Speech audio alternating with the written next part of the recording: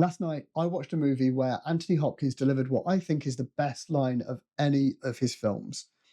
If you think you know what it is, drop your guess down in the comments below. The film's from 1997, and it's with Hopkins, Alec Baldwin, and Harold Perrineau. And I know that just those three names in a movie together, it's enough for some of you to know what the movie is.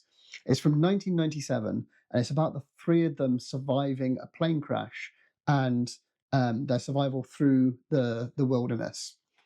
And towards the beginning of the film, just after they've crashed the plane, they're down by the lakeside, and Anthony Hopkins makes a compass by taking a leaf and floating it on some water. And he takes a paper clip, generates static electricity by rubbing it on the sleeve of his jumper, and he balances the paper clip on the leaf, and it makes a makeshift compass. And Hopkins points to a mountain and says, "That's due south. That peak is where we need to go, due south."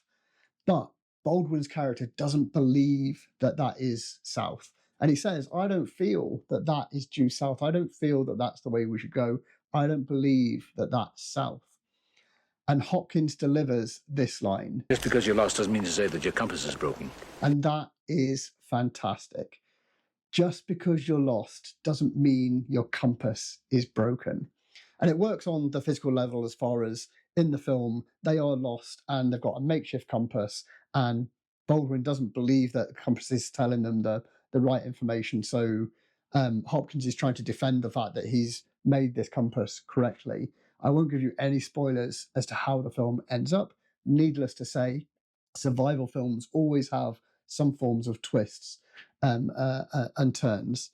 But if you take that phrase, just because you're lost doesn't mean your compass is broken, and apply it wider, look at it from the metaphorical viewpoint as well, that at times in our lives, we will all go through some form of adversity or trouble.